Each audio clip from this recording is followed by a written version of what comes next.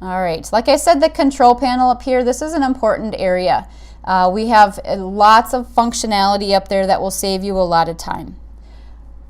We mentioned the panels over here on the right. So we have panel groups. Most of these panels are grouped in some sort of way, and I can access them also under Windows. So let's say I wanted to have layers open. So layers comes grouped with pages and links. They're kind of a package together.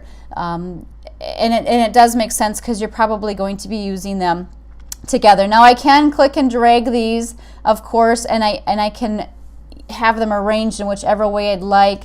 Most of them can be collapsed. Like in this case, we see the icon view. If I click it and then drag off, I'm able to have my floating panel.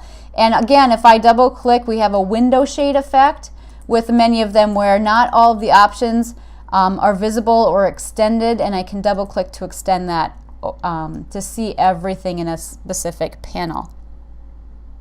The panels do have a close, so I can close them. When I close them, I'm not totally getting rid of them. Remember, I can always go under Window and open them again. I do have a collapse button, and that's what the little double arrow is. So over here, you can collapse and expand as well. And then all of them will have a little menu, and this is called the Panel Options button, which actually creates a drop-down menu with options specific to this panel. So there are some things in here that you will be utilizing. Some panels you might not really visit that panel options very often. Now I can group these things as well. I can group panels. I'm just going to extend these so they're both floating. By attaching them here, you know, I can make them work together, so to speak. This is called docking. Docking is when you connect the bottom edge of one panel to the top edge of another, and now they will move together. And you can see I get that arrow, or the blue area. Watch where it highlights blue, and so now they are docked. Grouping them is basically dragging their tabs together, so now these are grouped. Okay, so same type of thing. It just depends if you want what you want visible. There are some shortcut keys for the panels. One of them that works in all Adobe products is Tab. So if I press Tab, all my panels go away. Tab again, they all pop back up just the way they were before I hid them. So Tab is to hide your panels. F5 should open my swatches, but there it is down here. Okay, so you can see F5 opens the swatches. Let's go ahead and just clean this up a minute. I'm going to reset Essentials so we're back here. Now you'll be able to see them alter here. So F5 is my swatches. F6 is my color panel, and I'm just clicking it and then turning it back off by selecting F6 a second time. F7 are my layers. And F8 is info. So I did not have info open over here, so it just opened it right in the middle of the artboard. So we also can zoom. Our zooming capabilities. Most early users will navigate to the zoom tool and the hand tool. The zoom tool will allow us to zoom in, and we can zoom from 5% all the way up to 4,000%. So right now I can look up here and see that I'm at 125%. So I can zoom in, and then again to zoom back out, I add my Alt key with my zoom tool, and I'm zooming back out. If I zoom in, I can use my space bar, which is actually my hand tool. When I press space bar, the icon will turn to the hand tool, and it allows me just to click and drag around. It's a little easier than navigating to the hand tool, moving around, than navigating to what other tool I'm using. Okay, so spacebar is a very good keyboard shortcut to remember. Now as far as the zooms, I do have, like I said, the zoom tool here, but we also have other ways that we can zoom. One of them being right up top. You can see I dropped it down. You can pick specifically where you want to zoom, what percentage. Okay, so that would be my zoom level text box there.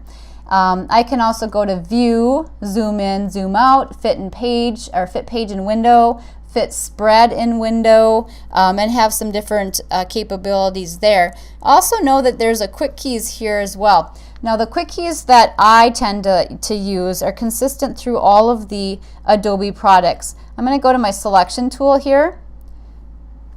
Pressing my Control key with my space bar, I'm able to zoom in without leaving my selection tool. So I let up on Control and space bar. I'm still to my selection tool, which allows me to select things. If I add space bar and Control, I can zoom in. I can use my hand tool to move around, and I've done all of those navigation items without changing my tool. So Control and space bar is zoom in.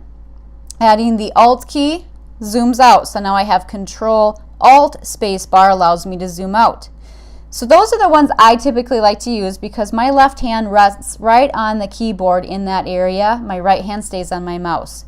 Some people like to do Control plus and Control minus, which does the same thing as zooming in, zooming out. I tend to not do that because then I use my right hand to do that navigation, and then I'm not on my mouse anymore. So it depends on personal preference of what you prefer to do. View options, we have a few things that we can view, and right now actually you can view my rulers. So rulers are positioned at the top and the left of the space bar. I can turn them on by going to the View menu and either hiding or showing the rulers. Right now they are showing, so I see a hide option. If I click that, now you can see that my rulers are gone, and if I go back to View, it should say Show Rulers. The quick key for this is Control R, and that's a good one to remember, R for ruler, to turn them on and turn them off. To change the unit of measurement, you can right click right inside of that ruler, and you'll be able to change it to whatever specific unit you would like to utilize. You also can go into Preferences and choose the units and increments here. Now if I didn't have any document open, this would change the default so that every new document would have these settings. Sometimes the settings here do go off of what I chose when I did a new document, File and New. So here I can see I always want to keep my stroke to points. You can choose your rulers at inches, or you can change them right here as well. Okay, so I'll click OK. So those are some options for your rulers. You also have guides, and that is under the View menu. We're going to go under Grids and Guides. We have some features here. So I can show guides.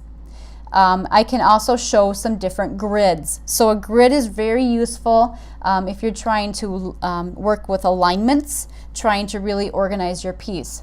I'm going to show guides, and what guides are they are horizontal or they are vertical, and you drag them from your ruler. So I drag this one, there was already one here that turned on, then I'm able to drag additional guides. So those are guides, and I can choose to snap to these if I'd like. So when I create new objects, it snaps to those. Again, under View, Grids and Guides, I can choose the snapping feature. Sometimes it's helpful, sometimes it's not so helpful. So just remember that that's an option you can turn on or you can turn off.